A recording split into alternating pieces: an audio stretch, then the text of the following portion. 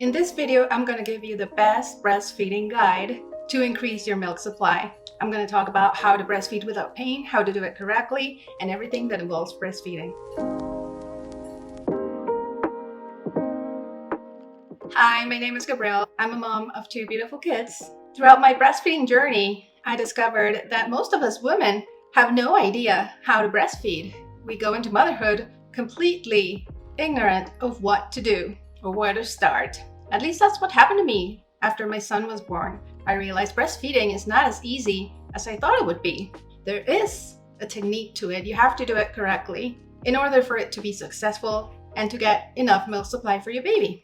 One of those things that most women don't know is that breastfeeding can be painful if you do it incorrectly. And even if you do it correctly at first, slowly I learned how to do it painlessly and how to make the breastfeeding experience a pleasant one so that you can bond with your baby. If you're about to have a baby and you're struggling with breastfeeding, this will be very helpful for you. I hope it provides enough value to help and ease all your questions. How did I learn all this? Well, with my first son, I made all the mistakes, sadly. I did get to breastfeed him until he was 11 months, although it wasn't completely breastfeeding until 11 months. It was actually until he was 9 months old, and after that, I only pumped. Until one day, I ran out of milk and I just gave up. It was very sad for me. I really wanted to continue breastfeeding my son because there are many benefits that come from breastfeeding for your children. Luckily, with my daughter, I had learned from my mistakes and I corrected all of them, and I had a very successful breastfeeding journey. I breastfed her until she was 3.5 years old.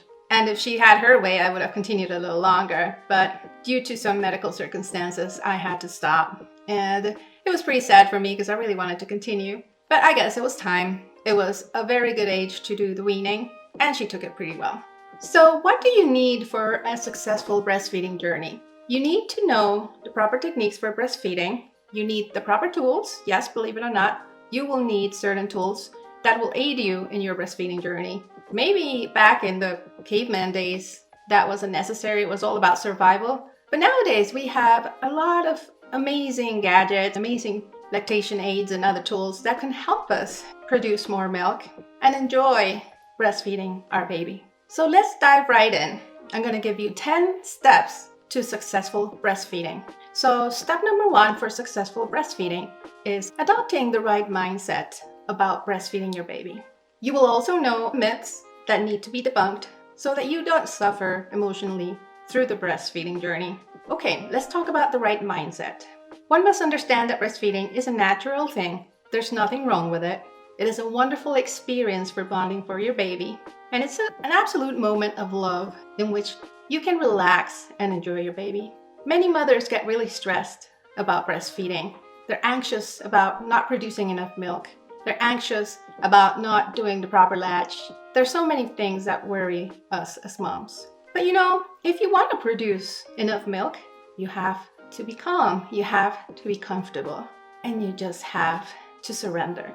I didn't know this, and when I started breastfeeding my son, I was very tense breastfeeding. As a first-time mom, it was very difficult to be still, to sit down and literally just be there with my baby. I felt like I spent days sitting there breastfeeding my baby, and it made me feel very uncomfortable at first because I felt I wasn't doing something. I felt like my life was passing by and I was just sitting there breastfeeding my son every single day. I remember after a week of breastfeeding, uncomfortably I must add, because I didn't have the proper equipment or seat or anything, I broke out in tears and I was very frustrated, and I told my husband back then, I feel like I'm just sitting here forever. And that is not the right mindset. But then again, like I said, I had no idea what I had gotten myself into. I had no idea if I was breastfeeding correctly.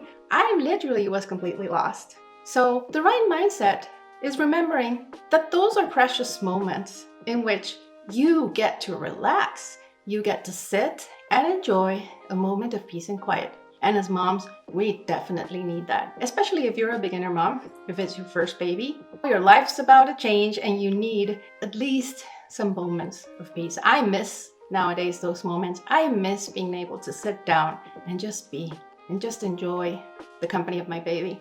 And I would keep myself entertained reading a book, watching a movie. Sometimes I would just play on my phone, which is not the best option, but I would also do that. check out Facebook, check out videos. So it is not time wasted. It's an investment in your own health, in your own well-being, spending time with your baby.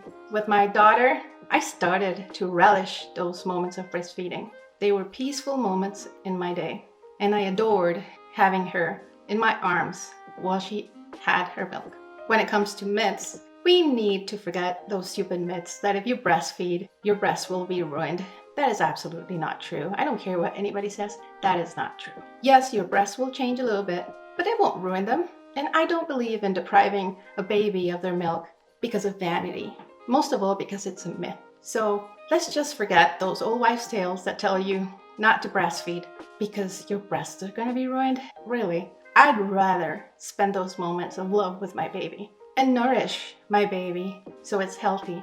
Because one of the benefits of breastfeeding is that you're going to give your baby all the defenses that it needs. There's lots of nutrients and lots of antibodies that you transmit through your milk. So why not give that to your baby? And I did notice that with my daughter. She got more milk. And during her whole first year of life, she was never ill. That makes a baby stronger and healthier. Now, to be clear, I am not saying that those mothers that give formula to their babies because they had no other choice are doing the wrong thing. That is not true. If your baby has the need to use formula, it's better fed than hungry. And yes, with my son, I did have to give him formula in the end because I ran out of milk. I know that if I had followed all the correct steps for successful breastfeeding, and that if I had known those correct steps towards breastfeeding, I would have had a successful breastfeeding journey with my son. So what do I recommend you do? First of all, learn and inform yourself as much as you can about breastfeeding and what's necessary for its success, which is why I'm here giving you this information. And also, if it's possible and available in the hospital where you're going to have your baby, or if you know someone that provides this information, absolutely do it. There are lactation consultants that the hospital can bring when your baby is born, and they can show you all the right steps so you can have a great start. By the way, I will be launching a course on how to breastfeed successfully. But in the meantime, you can go to my blog, the link is in the description, and you can download a free guide with several steps towards successful breastfeeding and a list of the products that you will need for it. Step number 2 towards successful breastfeeding is knowing how to latch your baby, how to unlatch your baby, and how to hold your baby. These steps are essential. Otherwise, your breastfeeding journey will be painful. When a baby is not properly latched, it really hurts. You can get bitten when they have teeth. You will not produce milk. And the way that you hold your baby is very important because if you don't hold your baby correctly, you will be uncomfortable. He or she will be very uncomfortable, and it won't be an easy moment of breastfeeding. You have to sit comfortably because when your body is in a comfortable position and you're relaxed, it is easier for your breast to produce milk. And the correct way to latch your baby is the way in which he or she holds on to most of your areola. That is the correct latch. So you have to hold your baby in a way that you can catch that moment in which your baby opens its mouth wide enough to catch the whole nipple and the areola, so you can barely see any of the dark parts of your breast. I will explain this more thoroughly in my course, and I will put some illustrations in the guide. And how can you hold your baby? There are many ways in which you can hold your baby, and you have to choose the one that's correct for you. I tried several, some were just too funky for me. My favorite hold was the little head over here, his or her body facing you. And you hold your baby with your arm, left or right, and then the head with the other one. You kind of hold it with both actually. That for me was the most comfortable one. I think my baby liked it a lot too. Sitting down, I recommend using a boppy pillow. It's a pillow that you put like a half donut underneath your breast and on your lap that supports your baby too for when you're breastfeeding. I'm gonna name several of the holds that you can use for breastfeeding your baby. There's a traditional cradle hold in which you put the baby's head on the nook of your arm here and you hold the rest of your baby with this other arm. And you control the position of your baby's head with this hand. If you're doing the other side, it would be like that. Make sure that your baby's body is facing yours. The next position is the one I think was kind of funky. It didn't work out for me, but some people like it. It's called the football hold, in which you basically hold your baby like if it were a football. You hold the baby's head here, the legs go back, you're holding it like that, and against that side of the breast, or on this side like this. I didn't like that position, but like I said, many mothers do like that position. Another one is a cross cradle hold, in which it's very similar to the cradle hold, but here you use both arms and you hold the body of your baby like this and the head with the other hand. I sometimes use that hold too, depending on the situation and how I felt comfortable at the moment. Remember that comfort is very important when you're breastfeeding. If you're not comfortable, you're not going to produce good milk. Another position is a side lying position, in which you're basically lying down in bed and you put your baby with his or her body facing towards you, and they breastfeed that way while you're lying down. At first, I didn't like this position, but sometimes when you're really tired and you just want to stay in bed with your baby, and if you're co-sleeping, this is a really good position. I also use this one mostly with my second child, in which I got the hang of it. But with my first child, I didn't like it. There's also the laid back or biologically nurturing position. That's the one I used first when my baby was born, because I was just lying down. And in this position, your baby is placed, you're lying on your back and your baby's placed on your chest. And you'll see how your baby naturally gravitates towards your breast, starts looking for your nipple. And once it gets there, it starts feeding. It's like the first feeding. I personally don't like this position, but it's very recommended for babies that have reflux. There's also the upright or koala hold. Some moms like to breastfeed their kids when they're carrying them, like baby wearing. If you're carrying your baby, they're usually in an upright or vertical position, and you can lean them towards your breast and they can start breastfeeding that way. All these positions depend on which one suits you best. It's good to try them all and see which one makes you more comfortable and which one is more comfortable for your baby too. Because not only you have to be comfortable, your baby has to be comfortable too to breastfeed successfully. When you first start breastfeeding your baby, it's also very important that you have skin to skin contact. You have to make sure that there is skin to skin contact. Sometimes that won't be possible because your baby's all wrapped up and it's cold outside, or it's kind of chilly inside too if you don't have air conditioning. But in general, it's recommended that there is some sort of skin-to-skin contact to promote milk production. Step number 4 for successful breastfeeding and to increase your milk supply is knowing how often you have to breastfeed your baby. Some nurses will tell you that it has to be every 3 hours. But the truth is that the most successful breastfeeding mom breastfeed on demand. What does that mean?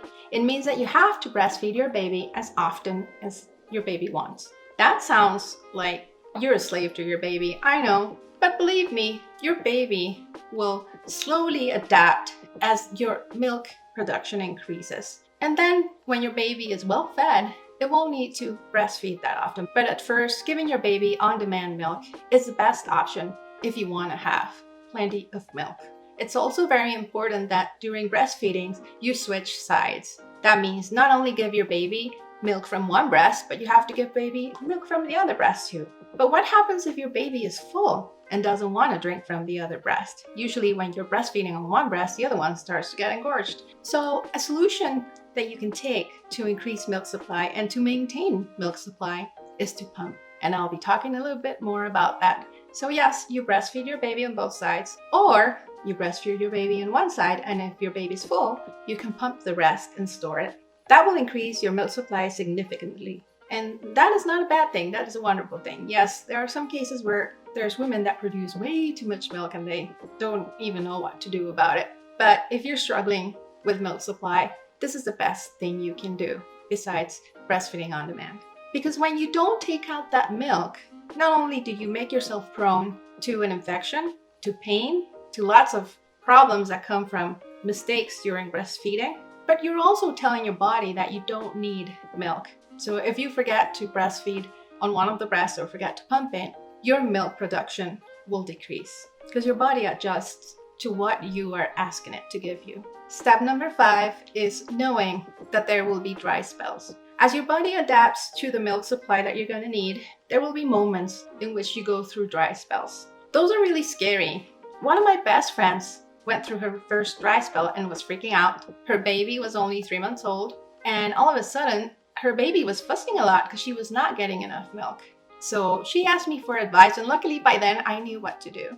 Why does this happen? Well, your body, like I said, is adapting and it's trying to find out if you're gonna need more milk or not. And your baby, like I said, is also starting to need more milk. What used to fill your baby before is no longer filling your baby. So your body takes a little time to kickstart more milk production.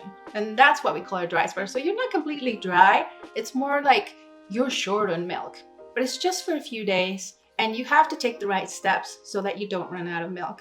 Your body is not quite adapted to the demand that your baby wants. Your baby used to get full with a certain amount and is no longer getting full with that because it's growing and it needs more milk. So yes, your body takes a little while to adapt and start producing more milk. But you just have to know that they're going to happen. And what should you do so that you don't freak out? Because if you freak out, you won't produce milk. So this is part of the mindset. You have to know this will happen and know what to do. Well, you probably will need to pump even when your baby is not feeding. That will tell your body that you need more milk. So when your baby's resting, pump, pump, pump. And when your baby wants milk, give it more milk and give it more milk. So continue the on-demand. And that will stimulate your body to produce more milk. And also, there's a little trick that you can do with formula, which is supplementing. And I don't mean give formula to your baby in a bottle.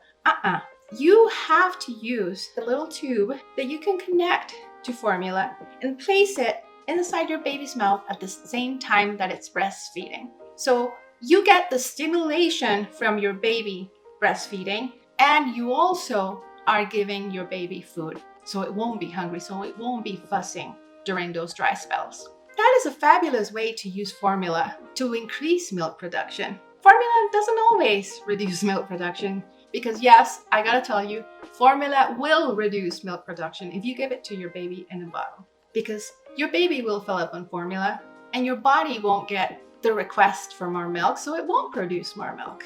That is one of the mistakes I made with my son. When I ran into a dry spell, I started giving him bottles of formula. And the baby liked the ease of getting milk through the bottle because it's faster, it's a faster delivery, and became lazy at breastfeeding. So yes, babies are like, okay, this is the easier path. I'm just gonna drink formula. And that's how I ran out of milk with him. So what you do, but if you want to continue breastfeeding, you can actually use formula to increase your milk production. Step number 6 to successful breastfeeding is knowing the guidelines about pumping and milk storage. I recommend choosing a hospital grade pump. They can be expensive sometimes and probably insurance will cover it. So it's good to ask. I personally liked the brands Medela and Evenflow. They were just the best breast pumps when it comes to pumping. They were strong enough to pull out the milk fast, so I didn't have to be there forever. They were not very noisy, and they're easy to carry around. In the PDF guide that I'm giving out for free for you to download, I will be placing the images and the links to those products. When it comes to milk storage, it's best to use an already established milk storage system. My favorite one is by Medela. In my breastfeeding course, I will be teaching you about how to store milk appropriately, how long it will last in the fridge, how to reheat it, and so much more. But due to the limitations of the duration of this video, I cannot go into full detail here. But if you're interested, download the guide and I will inform you when my course is launched. Step number 7 to successful breastfeeding is feeling confident when you're breastfeeding in public. Yes, as a first-time mom, I suffered with this step. I was really embarrassed to breastfeed in public. I didn't even want to use a cover. I just didn't want to breastfeed in public. And honestly, I regret that. In the end with my daughter, I just like, okay, I'm gonna do it. I don't care. My baby is first. And there's nothing wrong with it. It's a natural thing and nobody should ever make you feel bad for breastfeeding in public. So how can you acquire that confidence? Think of how much you love your baby and think how much you don't want to feed your baby in a bathroom, for example. I did that. I was so embarrassed about breastfeeding my baby in public and what other people would say that I would literally lock myself in a bathroom stall and breastfeed there. That is just ridiculous now that I think of it, and I hate that I did that. But I was just too shy about it, and I was just too worried about what others thought. But that is just wrong. We need to accept, and we need to make others accept, without being confrontational, of course, that we are mothers and we are caring for our children and we're doing what's best for them. When my daughter was born, and actually later during my breastfeeding journey with my son, I gave up on being shy about it. The first time I traveled with him on an airplane, I remember I took formula to feed him on the plane because I did not want to breastfeed on the plane. But after having some trouble with that milk, I wasn't sure if it had gone bad or something, and then I dropped the bottle. I can't remember what messes happened, but I just could not feed him that formula. I decided that that was enough, and I was going to breastfeed my baby. My baby was hungry, my baby needed milk, my baby needed my nurturing. So yes, I breastfeed on the plane, and I did not care what anybody said. And luckily, I was never bothered by anybody. Also, I did not look around. That's one thing I recommend you do. Don't look around. Don't try to find the stares and glares. Ignore them. Focus on your baby. Enjoy the moment. Remember, you have to be relaxed and calm and comfortable to produce milk. So yeah, that's exactly what I did. I just surrendered, and I realized that my baby is first, and that's the best way to feel confident breastfeeding in public. Step number 8 for successful breastfeeding is your return to work. How do you handle that? That is a really difficult step because when you're not with your baby, you have to pump. And if you don't pump, you're gonna be in pain because your breast will continue to make milk even when you're not with your baby. And especially if you're thinking about your baby, which you will, if you're working, you're gonna be missing your baby. So you have to be prepared. You have to take a whole breastfeeding kit. I recommend a portable pump, and don't even bother with manual pumps. I mean, we're tired enough as moms to, on top of it all, have to pump manually. For me, those pumps never worked. You have to get an electric pump. It has to be electric. And the best one I found and most portable and easy to wash and everything was an ebb and flow pump. And I also included in that free download guide. Also, take the storage system. Hopefully, your job has a fridge or something to store it. Most offices do. If not, take an ice cooler in your breaks. If it's even possible, take it home. I wish you the best when it comes to breastfeeding and working. It must be very, very tough. I did it for a while, working part-time. My sincere applause and hugs for you moms that need to pump at work. Step number 9, when it comes to successful breastfeeding, would be what to do when something goes wrong. When your breastfeeding journey is going wrong, for example, you get an infection, mastitis, or milk won't come out, or when you get a white pearl, which is a little, literally white pearl that appears on your breast and that hurts like hell, what do you do? In those cases, it is very recommended that you use a heating pad or something that you can heat up in a microwave. Yes, be very careful when you touch it so that you don't burn yourself, and cover your breast with it. And that will help the milk come out. When it comes to mastitis, well, at that point, you weren't able to take the milk out. In that case, you need to seek professional help. You have to go to your doctor and they will give you antibiotics. And in the meantime, you're gonna have to breastfeed from the other breast. It is not recommended that your baby breastfeed from an infected breast. Some people say it's okay, but I'd rather not risk it. I luckily never got an infection. I did have to use a warm, hot and cold pack, or almost hot to warm, to extract the milk that was stuck. And I also got one of those little white pearls. That was awful. I have no idea why those happen. And in my case, I searched online how to solve it, and I didn't like what I saw, so I consulted with a doctor and it was treated appropriately. Step number 10 would be knowing what lactation aids to use. There are several things that you can do to increase your milk supply besides everything I've already said. There are teas. For example, my favorite was mother's milk tea. It really increased my milk supply. You have to drink a lot of water. The more water you drink, the better, because it keeps your body hydrated and it also increases your milk supply. Certain foods are said to increase milk supply. For example, oatmeal is one of the best. It really, really increases your milk supply. Some people say that that is just an old wives' tale, but it's not. Believe me, it really made a difference in my case, just like the tea. It really, really does boost your milk production. I will also place more information on lactation aids that you can use on that free download guide. I wish they showed us as women in school or at some point in our lives, just like they teach us anatomy and other classes like that. I went into my breastfeeding journey without knowing anything, and my first child paid for it, literally, because I made many mistakes. I did consult a lactation consultant afterwards when my son was like 4 or 5 months, but by then I feel it was a little too late. My milk production had dwindled so much, it was really hard to keep it up. I did manage to maintain milk production, like I said, until my son was 9 months. But by the moment he reached 11 months, he didn't want to breastfeed anymore. I continued pumping until my body slowly ran out of milk. So I hope this doesn't happen to you. I hope you can follow these steps. I hope you can download that free guide that I'm offering to you. You'll find the link in the description. And I wish you the best.